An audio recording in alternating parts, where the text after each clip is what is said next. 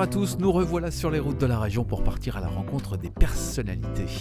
Aujourd'hui, allons à Vambrechy dans la métropole lilloise. J'ai rendez-vous avec Laurent Rigaud, boucher par passion, tellement investi que toute la famille s'y est mise. C'est le cas pour Isabelle l'épouse de Laurent, mais aussi pour Élodie et Hélène, deux de ses filles. Une véritable saga familiale qui valait bien un petit détour.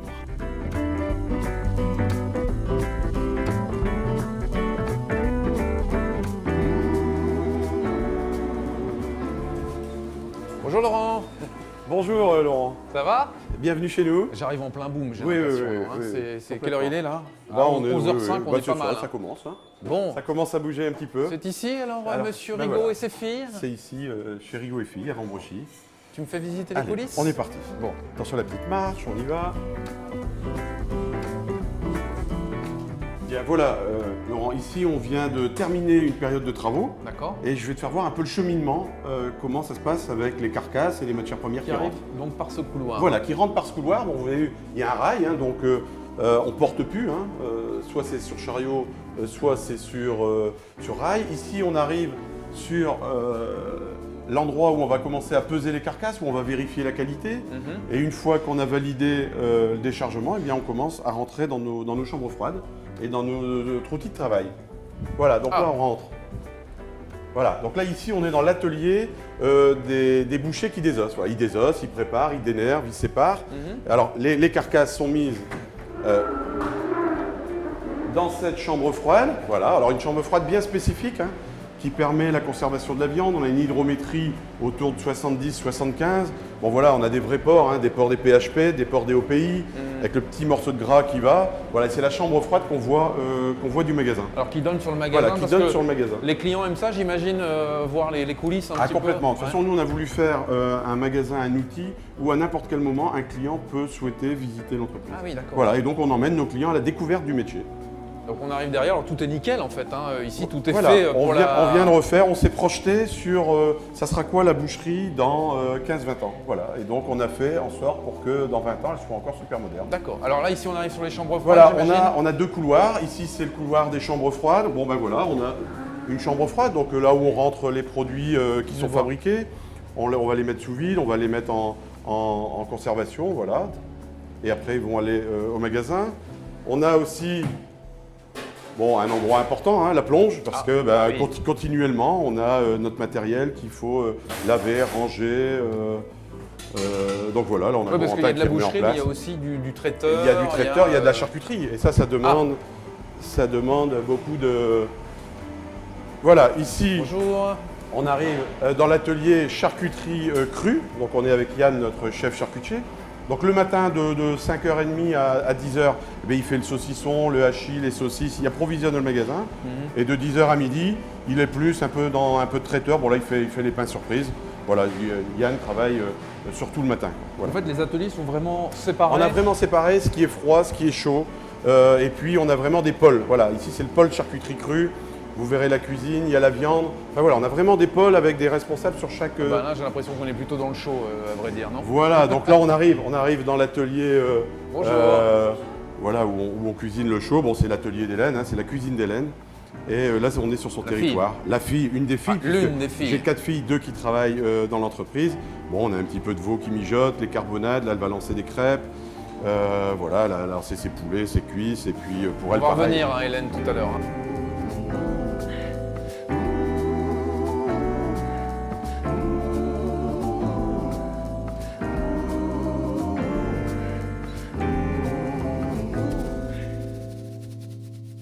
Alors, ce magasin, il a une vraie histoire. On va d'abord un peu parler de la tienne d'histoire, parce que ça a commencé il y a Ça a commencé il y a 30 ans, il y a 32 ans, quand j'ai démarré le métier, à 14 ans. Déjà à 12 ans, je commençais à avoir un œil soit sur l'agriculture, soit sur le métier de boucher. Les deux vraiment, c'était ma passion. Et puis à chaque fois, c'est une histoire d'homme. J'ai rencontré des formateurs, dont Jean Delbé, à Forêt-sur-Marque, qui m'a donné envie d'abord de faire le métier et ensuite de m'installer. Voilà. Alors c'est quoi la passion qui t'anime? D'abord, moi j'aime bien l'humain, donc le commerce, parce que boucher, c'est pas seulement couper de la viande. Vous voyez bien qu'il y a une équipe, il y a des clients, donc moi ça je pense que c'est inné chez moi, il y a l'humain, il y a le commerce. Et après le travail de la matière. Voilà, moi j'aime bien prendre un produit, le travailler et puis d'arriver à une finalité où le consommateur trouve qu'on a bien fait notre boulot, voilà, on se régale, on se met à table. Voilà, l'humain dans tout ce que je fais, je me rends compte qu'il est au cœur de ce que je fais. C'est quoi le travail du boucher? Le boucher, le rôle d'un boucher, c'est d'abord sélectionner la matière première. Donc moi j'ai été éleveur pendant une dizaine d'années, donc je connais très bien la filière. Ensuite, une fois qu'on a choisi nos animaux, eh bien, de les découper, de les faire maturer et de sélectionner le morceau qui correspond au souhait du consommateur. Voilà, et donc il faut connaître la technique, il faut un savoir-faire et ça s'apprend au fur et à mesure des années. On a des bons produits dans notre région? Magnifique. On a une région. Je vous ouvre une porte. Hein. On a une région où il y a tout ce qu'il faut. Il suffit de les mettre en avant, d'en parler. Et puis des fois arrêter de se plaindre. On a des choses, il faut aller les chercher, il faut les mettre en avant. Voilà, il y a les viandes bio entre autres sur lesquelles j'ai fait un gros travail où j'ai créé une association de viande bio pour produire et commercialiser la viande qu'on produit dans la région. Voilà, il y a plein de choses à faire. Enfin, il y a plein de choses à faire. Alors là, on est sur une belle entreprise. Quand je vois, c'est écrit Rigaud et filles.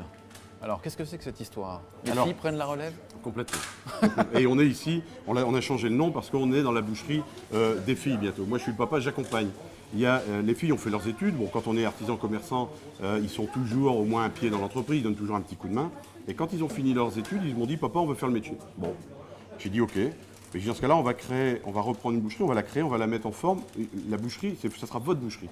Et donc ils se sont formés. Elodie, elle a fait 5 ans d'apprentissage, 4 ans en boucherie pour être au top et 1 année de gestion d'entreprise. Et Hélène a fait le même en charcuterie.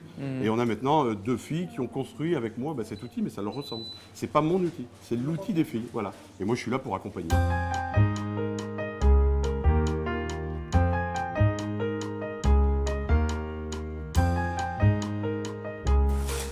Et voilà pour faire 10, s'il vous plaît, monsieur. Bonjour Elodie. Bonjour Laurent. Ça va bien? Bah ça va et toi? Voilà, monsieur repart avec son foie de veau. C'est ça. Foie de veau. Et ok. voilà, très Très bonne bien. journée. Au revoir monsieur.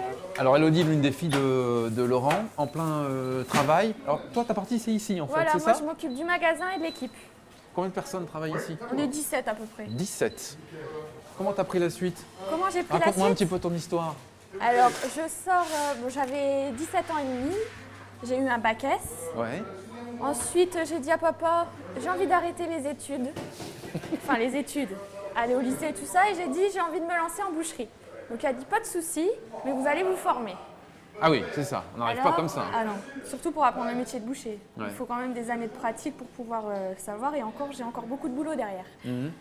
J'ai fait un CAP boucher en 2 ans, un brevet professionnel en 2 ans et un TEPE, c'est une gestion d'entreprise qui est équivalent à un bac plus 2. Mais qu'est-ce qui t'intéressait dans ce métier? Qu'est-ce qui m'intéressait dans ce métier? Depuis toute petite, moi c'est comme Obélix, je suis tombée dedans. Lui c'est dans la marmite, moi c'est dans la boucherie. Donc j'ai toujours... Parce que déjà toute petite, tu venais donner un coup de main. Quand papa a démarré, il a commencé par l'élevage. Donc moi j'étais toute petite, j'étais avec mes bottes, ma brouette, on était avec maman et on allait donner à manger aux bêtes. Donc j'ai commencé à la ferme et à partir du moment où j'ai commencé à grandir et où j'ai pu donner un coup de main à mes parents à la boucherie, je venais jouer à la marchande, je désossais les poitrines de porc, donc ça a commencé là. Après pendant les vacances, je donnais un coup de main, pendant les fêtes, des grosses périodes pour nous aussi, donc je venais aussi donner un coup de main. Donc c'était presque naturel finalement. Ouais, en ça fait, s'est pour fait toi. tout doucement. Ouais. Tout doucement. Et aujourd'hui, qu'est-ce qui te plaît dans ce métier-là? Le contact avec la clientèle, donner de la bonne marchandise à mes clients, former parce que c'est important. Il faut quelqu'un par la suite, je ne vais pas dire reprendre l'entreprise parce que nous on va la reprendre l'entreprise, mais qui se forme au métier, qu'on transmette le savoir-faire du boucher pour que eux plus tard s'installent ou aillent travailler chez des collègues. Enfin, c'est important.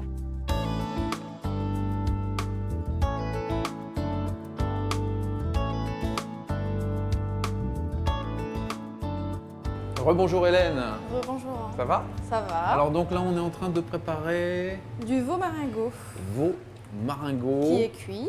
D'accord, et là à côté? À côté, c'est de la carbonate flamande et là, c'est des langues de porc pour faire de la piquanterie. Bon, tout ça a l'air fort appétissant. Ah, toi, t'as quel âge alors Hélène? Moi, j'ai 22 ans. 22 ans. Et tu travailles ici depuis combien de temps alors du coup? Ça fait 7 ans, ça va faire 7 ans et demi maintenant. Alors on a vu tout à l'heure Elodie pour qui c'était naturel finalement de prendre un petit peu la suite. Comment ça s'est passé pour toi?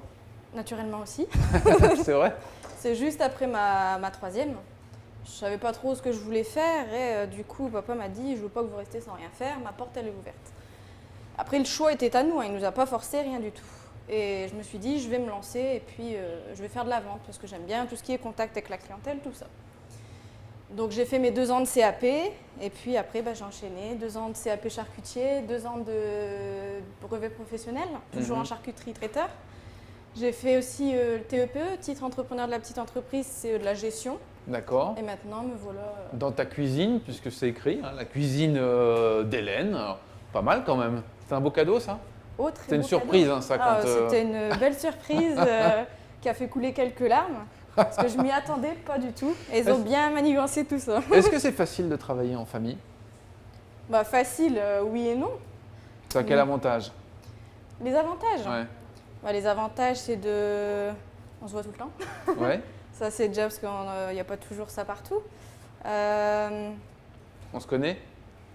On se connaît, on sait comment l'autre travaille, tout ça. Donc après, ça va tout seul. Bon. Merci beaucoup Hélène. Merci beaucoup. Je pense qu'on va goûter ces quelques crêpes, elles ont l'air appétissantes. Pas toutes, hein, on en prendra juste une, ça va? Il n'y a pas de souci. Allez, bon appétit, bon Merci courage. beaucoup. Allez, on va laisser la famille Rigaud pour se rendre dans le prochain numéro de Grand Place à Douai. J'irai rejoindre Philippe Terré, un bouquiniste qui a imaginé une baraque aux livres ambulante. Quand le livre débarque en ville, ça donne une belle ambiance. À découvrir très vite. À bientôt.